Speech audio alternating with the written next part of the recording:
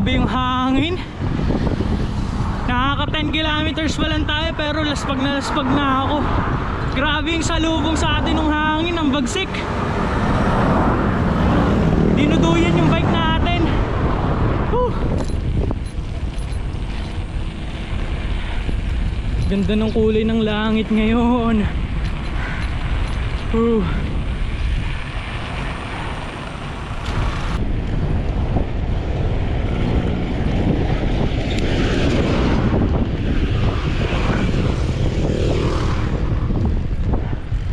Salamat. Naging maaraw din. Sana hindi umuulan sa infanta.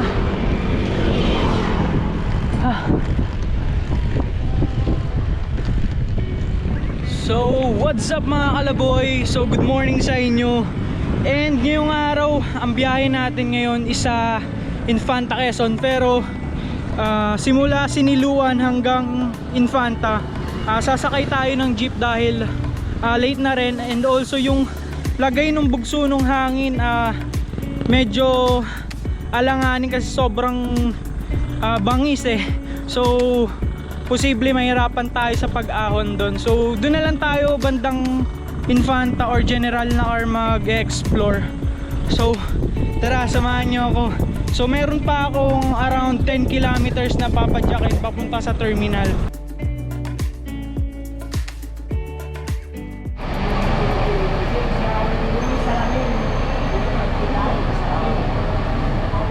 So okay, buti pinayagan yung bisikleta sa jeep.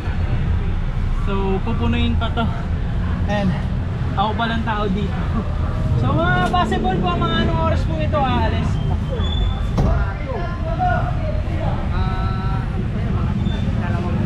2 oras. So o sige, nakabuti mo pa yung babaykin mo kaso mga rin ang biyahe mo rin. Hirap. Anong oras po yung last trip ng jeep dun sa Infanta po? Alas 3. Alas 3 po. May...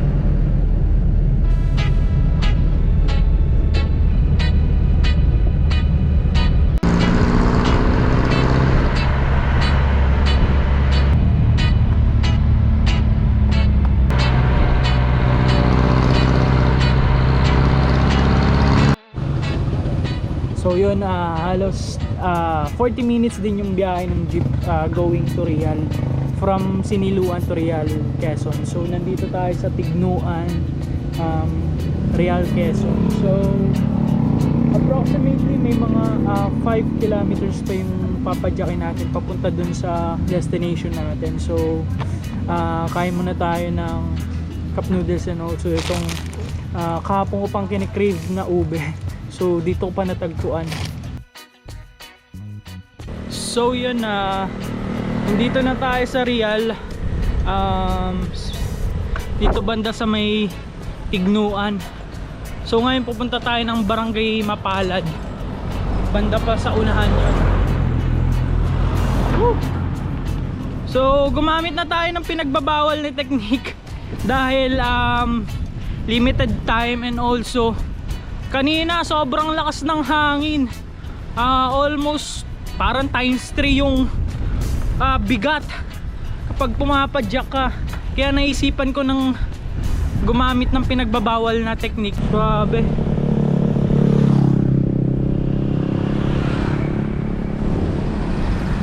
So almost 1 week na rin daw umuulan dito.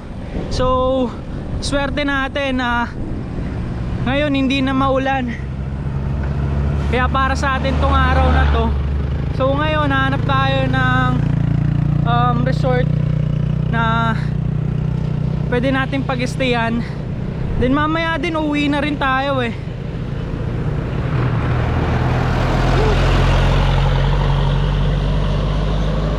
Oh, ang ganda ng ano dun, oh. Ganda ng ilog. Kay Lusong, mamaya ahunin natin yan.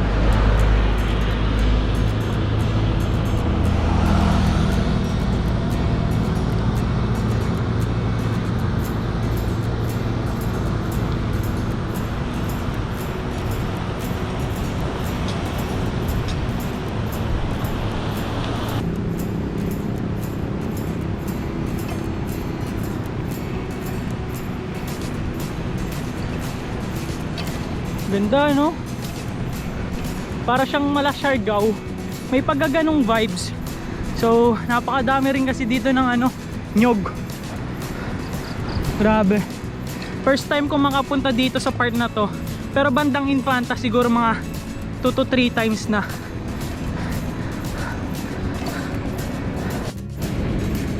Grabe. Nagtataas ang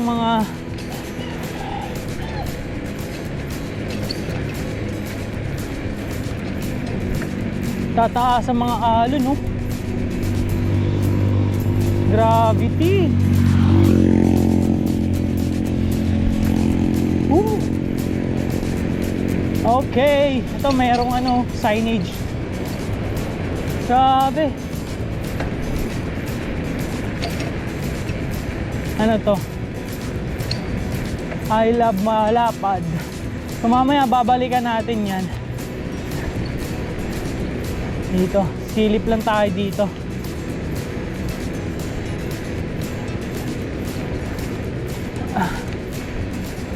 Ganda.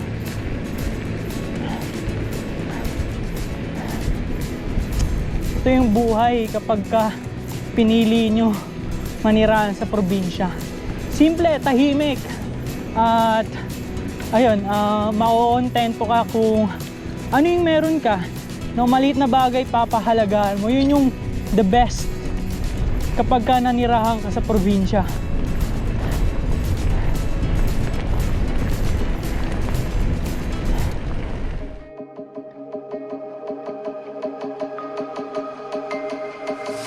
I can feel how I'm changing. I don't know if I'll ever go back. All the ways that you make me, build me up on the things I lack. I don't ever wanna lose you now, 'cause I don't think I'll make it here without. 'Cause it's you and only you. 'Cause it's you and only you. 'Cause it's you and only you. 'Cause it's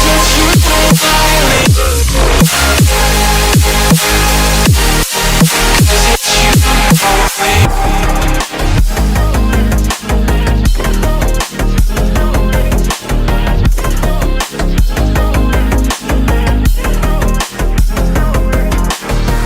I don't know where the time goes, just flies when I hold you close.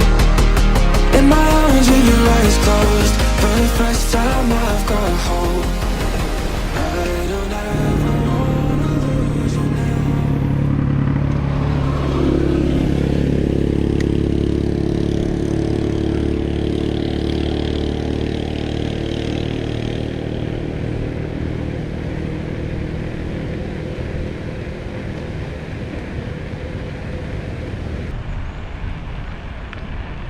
Ninokfalls. Doon ata yan eh. Yan. Barangay Malapad. So may, ayun pala, yun yung pangalawang falls dito. Isang Balabag, isang Ninokfalls.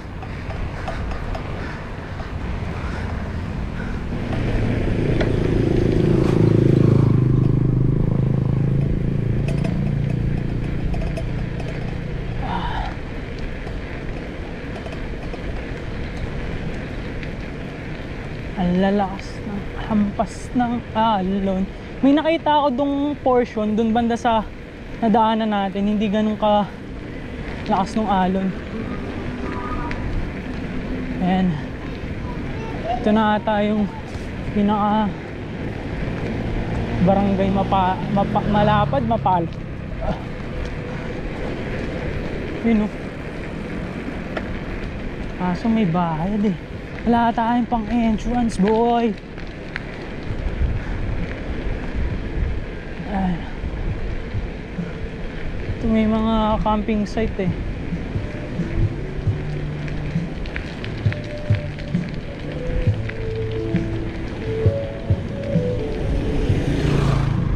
Gandang part na to ah.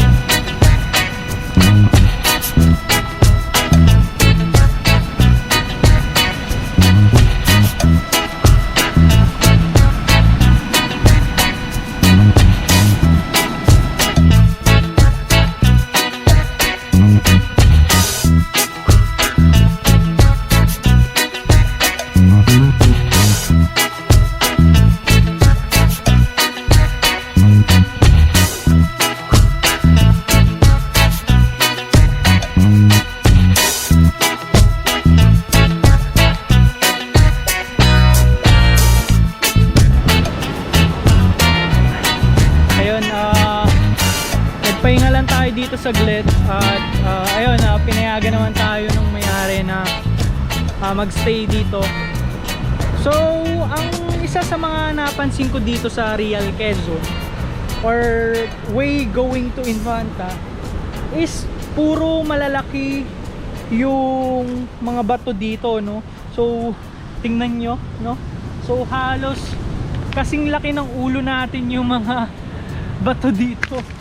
At ayun, dahil nakatapat yung Real Quezon at Infanta Quezon sa Pacific Ocean, so talagang sobrang laki ng mga alon dito, no? So sa panahon ngayon, amihan, so napakadelikado na maligo dito sa dagat na to, no? So grabe yung current tsaka yung hampas ng mga alon. So ayan, no? So pwede naman tayo maligo doon kung may oras pa. Ayang baybayin na yan, kahit dito lang. Nakakatakot pumunta dun sa may bandang unahan kasi nga grabe yung paghatak sa'yo niyan, eh.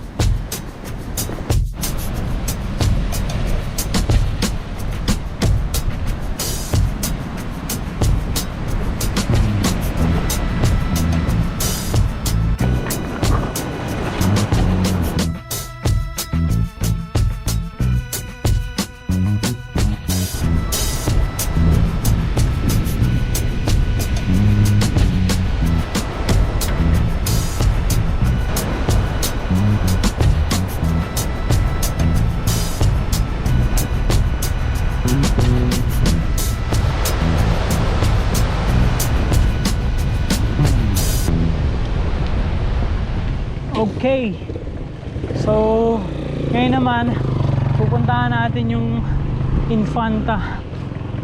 So magkadikit lang yan, eh. And tawid tayo ng tulay ng Tignuan. Ganito.